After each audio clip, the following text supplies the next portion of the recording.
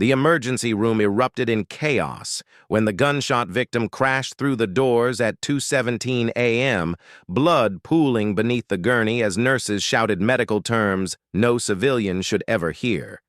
In the corner, ignored by everyone, a janitor in a faded gray uniform stopped mopping mid-stroke. They dismissed him with barely a glance, just the old maintenance man who cleaned their floors and emptied their trash. What they didn't see was the way his weathered hands tightened around the mop handle, or how his eyes tracked every movement in the trauma bay with the precision of someone who had seen this before. What they especially didn't see was that Marcus Rivera was watching a 19-year-old boy die, and he was the only person in that room who could save him. Marcus Rivera had been invisible at St. Catherine's Hospital for 8 long years. Every night at 11 p.m., he would clock in with a silence that had become his signature, push his dented cart through fluorescent-lit hallways, and mop floors with the methodical precision of someone trying to disappear. The night shift knew him as background noise, the quiet man in the gray uniform who never complained, never missed a day, never spoke about why his hands sometimes trembled when he cleaned the trauma bay. They saw an old janitor with graying hair, tired eyes, and a slight limp that made him favor his right leg. They didn't see the bronze star hidden in his apartment dresser, awarded for performing life-saving surgery during a 12-hour firefight outside Kandahar. They didn't see the field medical kit wrapped in desert camouflage that he kept at the bottom of his supply cart, 23 instruments, perfectly maintained, that had once moved with surgical precision to save lives when death was breathing down wounded soldiers' necks. Most importantly, they didn't see the invisible weight Marcus carried, the memory of the one life he couldn't save, the one surgery that had ended everything, the reason why Dr. Marcus Rivera had become Marcus the janitor and spent 8 years learning how to be forgotten. What they especially didn't know was that Marcus still carried his field medical kit in the bottom of his supply cart, wrapped in an old desert camouflage tarp. 23 instruments, perfectly maintained, that had saved more lives than he could count. Old habits died hard, and some instincts never faded. The boy was dying. Marcus could see it in the irregular rise and fall of his chest, in the way his skin had taken on that grayish pallor that meant internal bleeding, massive trauma, time running out like water through a broken dam.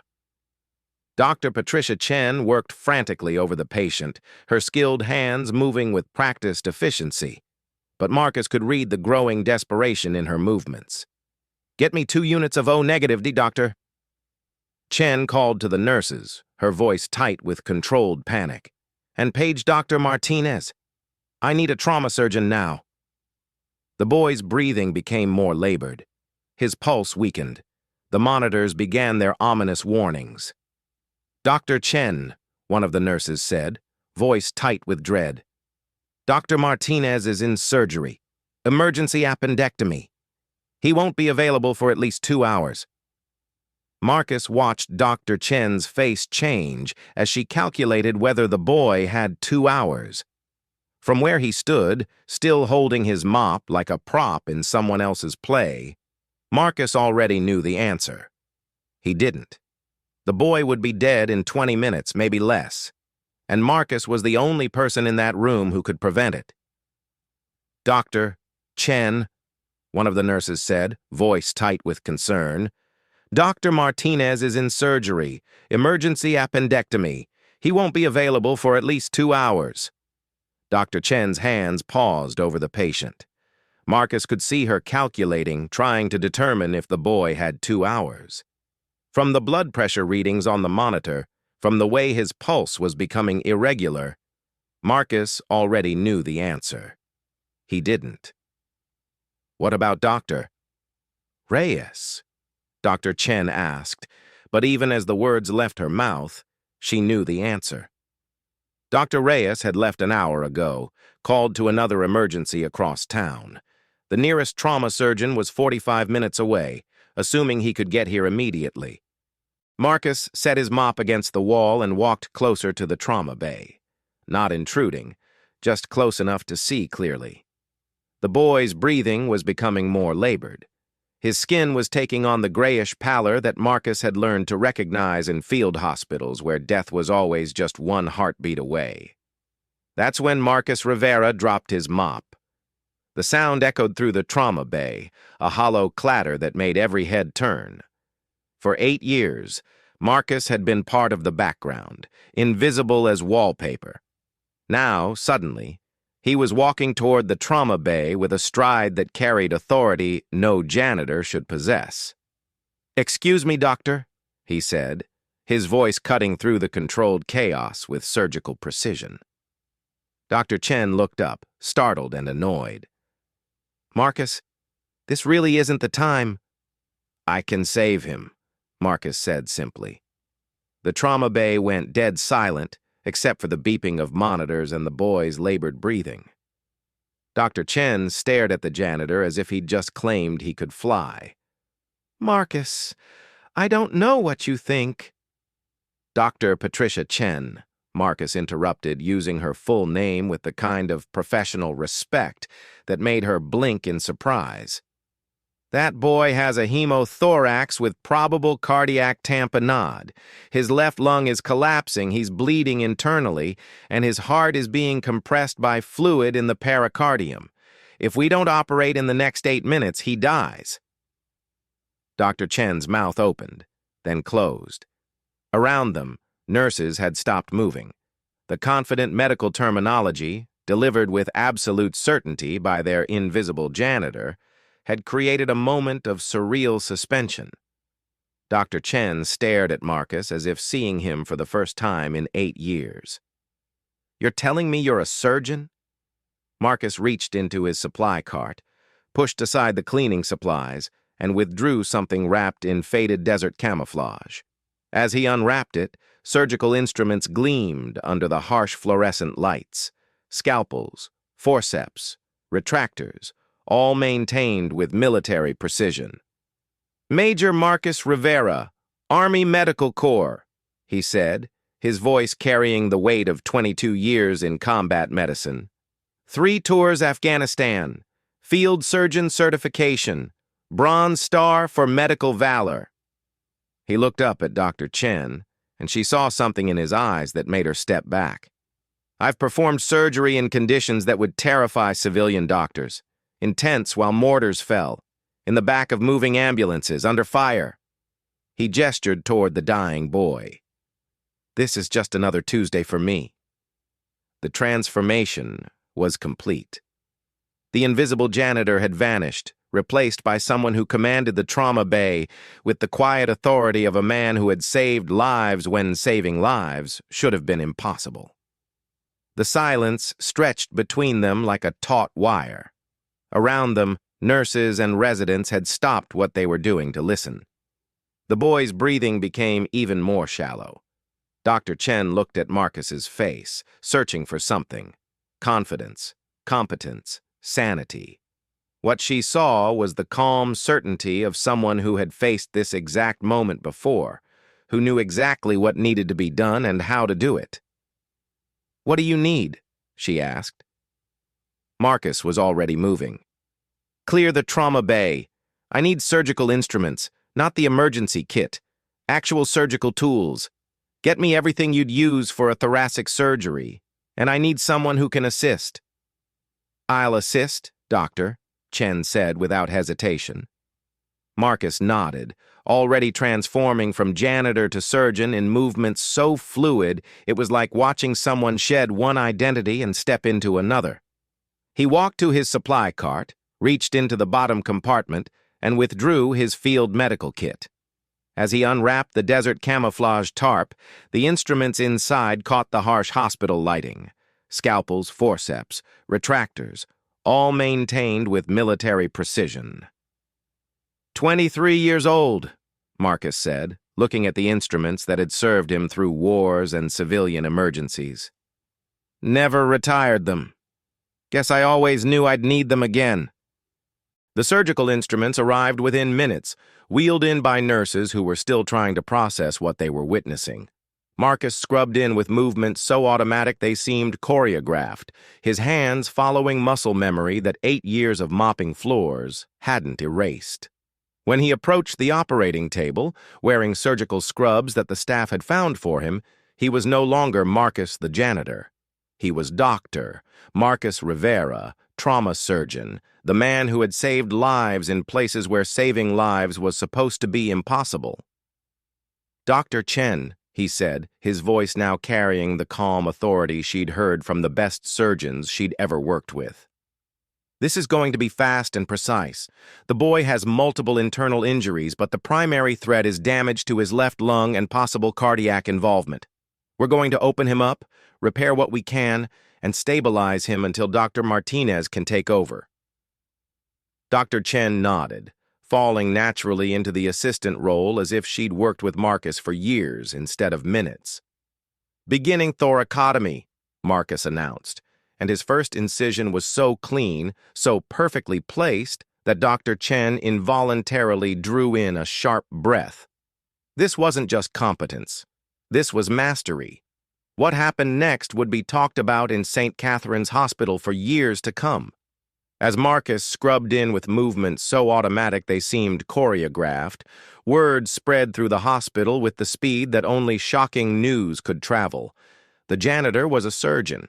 The invisible man who had cleaned their floors for 8 years was about to perform surgery that could save a life no one else could save. Dr. Martinez arrived just as Marcus made his first incision. The trauma chief stood in the doorway, expecting to take over a case, and instead found himself watching a master at work. Marcus's hands moved with a precision that seemed almost supernatural, every cut perfect, every suture placed with mathematical exactness. "My God," Dr. Martinez whispered to Dr. Chen. "Where did he learn to operate like that?" Dr. Chen couldn't take her eyes off Marcus's hands. "He said Afghanistan. Combat surgery." For 47 minutes, the trauma bay became something sacred. Marcus worked with the calm concentration of someone who had performed surgery while mortars exploded overhead, who had saved lives in conditions that would have broken lesser men. The boy's collapsed lung was re-expanded. Internal bleeding was controlled. A tear in the heart's protective lining was sutured with stitches so fine they were barely visible. And then, just as the boy's vital signs stabilized, something extraordinary happened. A young nurse named Jennifer stepped forward from the crowd that had gathered to watch. Her voice shook as she spoke, but she pushed through the emotion. "Dr. Rivera," she said, using the title that Marcus hadn't heard in 8 years. "I need to tell you something." Marcus looked up from the closing sutures, surprised by the tremor in her voice. "My brother was in the 3rd Infantry Division," Jennifer continued, tears beginning to flow. "Helmand Province, 2010. He told me about an army surgeon who saved his entire squad when their convoy hit an IED. Operated on all 6 of them in a field hospital while they were under attack." Marcus went very still. "He said the surgeon's name was Major Rivera. Said he was a miracle worker." Jennifer's voice broke completely. "My brother came home because of you. He's married now, has 2 kids. They're alive because you brought him back to us." The trauma bay fell into complete silence. Everyone was staring at Marcus, not as the invisible janitor anymore, but as the man who had carried the weight of countless lives saved and lost, who had disappeared into himself after tragedy, and who had just performed a miracle because no one else could. Dr. Martinez stepped forward, and in front of the entire gathered staff, he did something that would become legend at St. Catherine's Hospital. He raised his hand and rendered Marcus Rivera a crisp, formal salute. "Major," he said, his voice carrying throughout the trauma bay, "on behalf of this hospital, and as someone who understands what it means to save lives under impossible conditions, I salute your service, both your service to our country and your service tonight." The effect was instantaneous. Jennifer was already in tears. Two other nurses began crying. A young resident stepped forward and saluted as well. Then another. Within moments, the entire trauma bay was filled with hospital staff. Doctors, nurses, technicians, administrators who had heard the commotion, all standing at attention, all honoring the man they had walked past in hallways for 8 years without truly seeing. Marcus stood there, still in surgical scrubs, overwhelmed by the recognition he thought he would never receive again. For 8 years, he had been invisible. In one night, he had become unforgettable. "The boy's family is in the waiting room," Dr. Chen said softly. "His mother has been praying for 3 hours. Would you like to tell her that her son is going to live?" Dr. Chen watched as Marcus carefully wrapped his field instruments back in their desert camouflage tarp, each tool placed with reverence. "But you still carry the instruments." "Never could bring myself to throw them away," Marcus said. "They saved too many lives.